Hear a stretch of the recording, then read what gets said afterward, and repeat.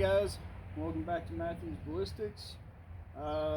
Before I go to the range Monday and actually test these rounds for accuracy, I am going to run a few of them through this rifle, and then I'm going to run a few of them through the AR.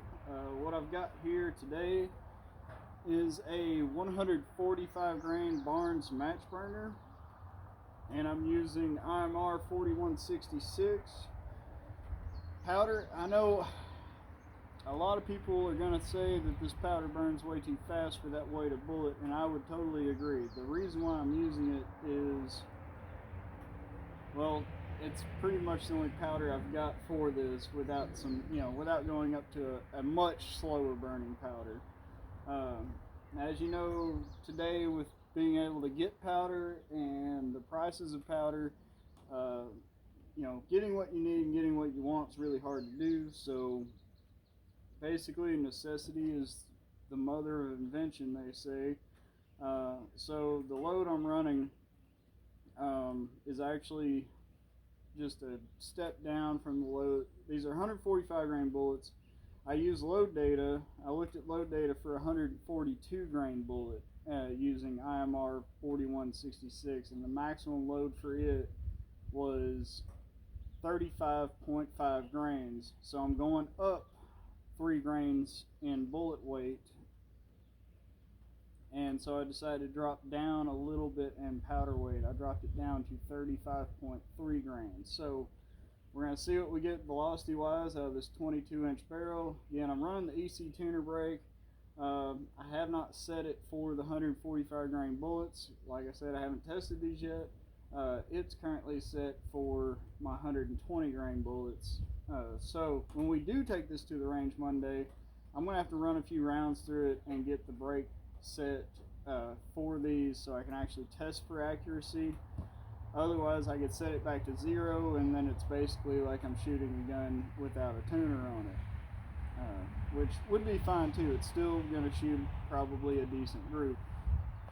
So without any further talking on this, I'm going to go ahead and I'm going to send 4 rounds through this rifle, record the velocities, and then I'm going to send 4 rounds through the AR. I'm going to check and see how they cycle and record the velocities on those as well. Go ahead and put our ears in.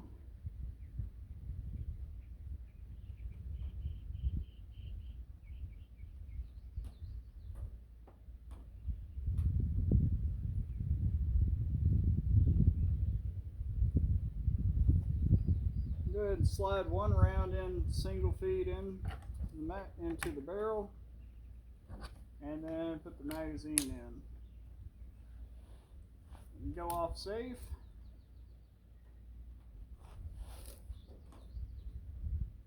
Make sure that we are over top of the chronograph so that we get us a good reading. And firing. 2549.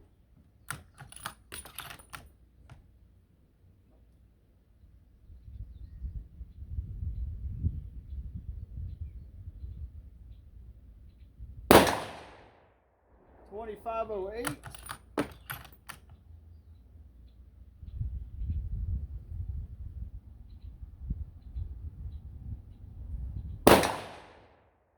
$25.17.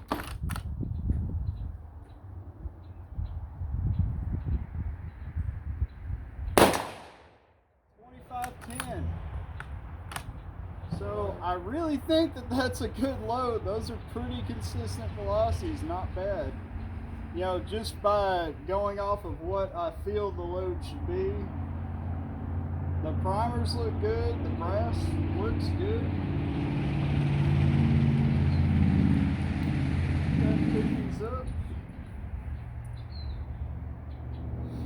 Yeah, we're not showing any signs of overpressuring, so that's great. I'm going to go ahead and set this rifle down out of the way, and then we'll line the AR up, and we'll take a look at it.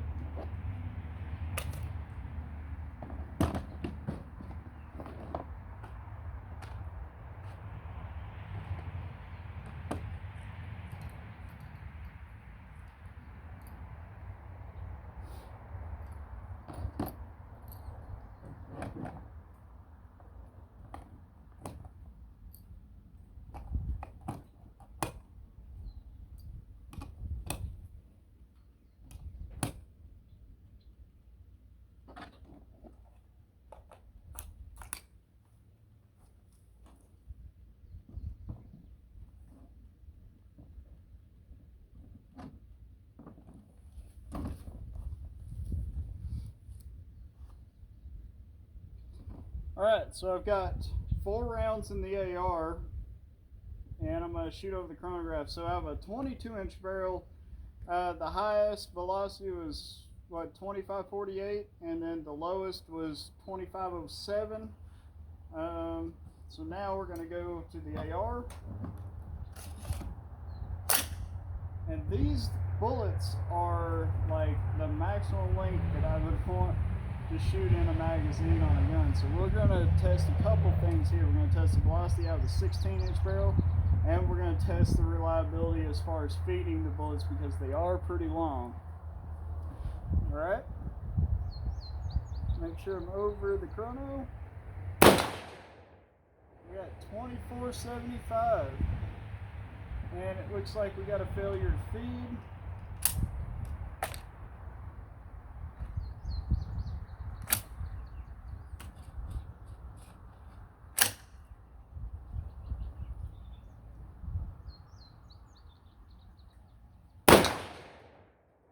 $24.74.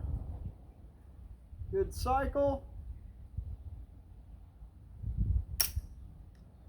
And not a good feed.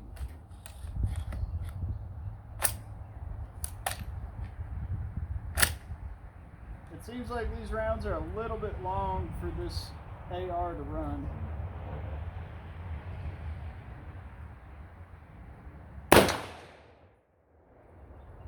$24.14. Let's see if it fed.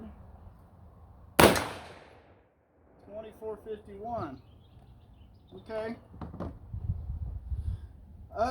So we're about going from the 22-inch down to the 16-inch. We're losing, according to this, we're losing about 100 to 120 feet per second, give or take. So, not bad at all. Just to confirm how good the velocities were on this, I'm going to go ahead and send 3 more rounds through it.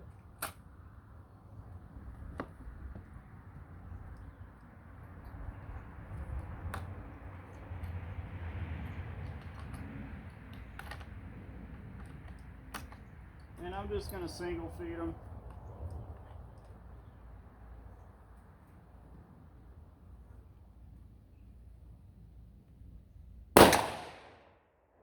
$25.35.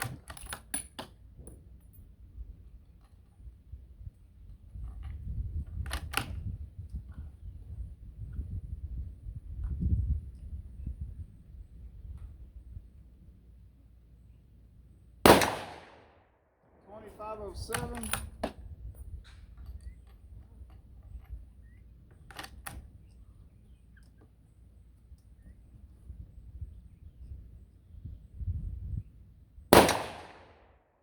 $25.79. That one was a little bit higher than the others. And the primer on that one is a little bit.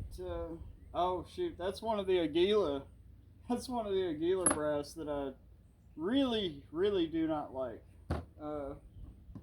Anyways, I think all in all, we've got a pretty solid round using the IMR 4166. Sure, it's not going to produce the highest velocity with this heavy of a bullet, but as far as consistent velocity, it's not too bad as long as you're using Hornady brass. That one Aguila kind of cooked it up there a little bit. I'm going to have to throw that dude out. If you don't know, in one of my previous videos, and even on my Facebook page at Matthews Ballistics, I kind of did some explaining and some complaining about Aguila 6.5 Creedmoor brass. And if you feel like you want to know what all that's about, I'm not going to go into the details, but you can go and you can check out my Facebook page at Matthews Ballistics and check out the post I've got on there. And then you can also check out the previous videos on this channel. And I've got some, some videos where I talk about it in depth a little bit. So, anyways, Thank you guys for watching. Hope you enjoyed. We'll see you next time in the next video.